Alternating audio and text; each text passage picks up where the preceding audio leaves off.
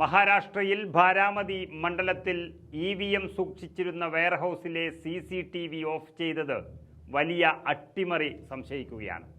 അതായത് BJP ഏറ്റവും അധികം ഭയപ്പെട്ടിരുന്ന ഒരു സംസ്ഥാനമാണ് മഹാരാഷ്ട്ര.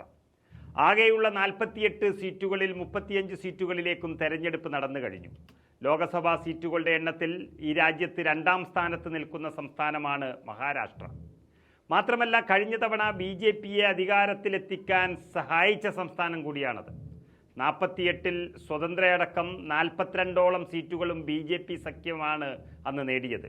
പക്ഷേ ഇത്തവണ ഏറ്റവും ആധികാരികമായി പുറത്തു വന്ന സർവേകൾ പോലും പറയുന്നത് 26 സീറ്റുകൾ ഇന്ത്യ മുന്നണിക്കും 22 സീറ്റുകൾ BJP മുന്നണിക്കും എന്നാണ്. അതുകൊണ്ട് തന്നെ BJP എല്ലാ കള്ളക്കളികളും കാണിക്കുമെന്ന് പലരും ഉറപ്പിച്ചിരുന്നു. ഏറ്റവും വലിയ വിദ്വേഷ പ്രസംഗങ്ങളെല്ലാം നരേന്ദ്രമോദിയുടെ ഭാഗത്തു നിന്ന് തന്നെ മഹാരാഷ്ട്രയിൽ ഉണ്ടായിക്കഴിഞ്ഞു. എന്നാൽ അതൊന്നും ഏറ്റിട്ടില്ല.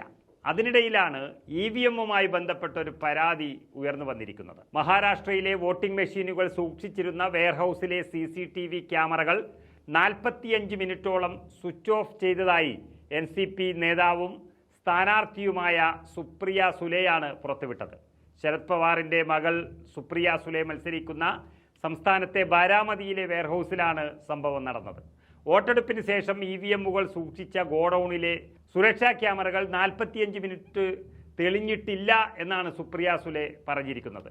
അതായത് ഒരു തെരഞ്ഞെടുപ്പിനെ സംബന്ധിച്ചിടത്തോളം വളരെ സംശയാസ്പദമായ സംഭവമാണ് നടന്നിരിക്കുന്നത്. ഇത് തെരഞ്ഞെടുപ്പ് കമ്മീഷന്റെ ഭാഗത്ത് നിന്ന് വന്ന വലിയ വീഴ്ചയാണ് എന്ന അഭിപ്രായം ഉയർന്നു കഴിഞ്ഞു. NCPയിലെ തെരഞ്ഞെടുപ്പ് പ്രതിനിധികൾ ബന്ധപ്പെട്ട അധികാരികളുമായും ഭരണകൂടവുമായും ബന്ധപ്പെട്ടപ്പോൾ തൃപ്തികരമായ ഉത്തരങ്ങളൊന്നും തന്നെ ലഭിച്ചില്ല എന്നും സുപ്രിയ സുലെ വ്യക്തമാക്കുന്നു. അവിടെ സൂക്ഷിച്ചിരിക്കുന്ന EVMുകളുടെ അവസ്ഥ പരിശോധിക്കാൻ തൻ്റെ പാർട്ടി പ്രതിനിധികളെ അനുവദിക്കില്ലെന്നും സുപ്രിയ സുലെ പരാതി ഉന്നയിച്ചിട്ടുണ്ട്.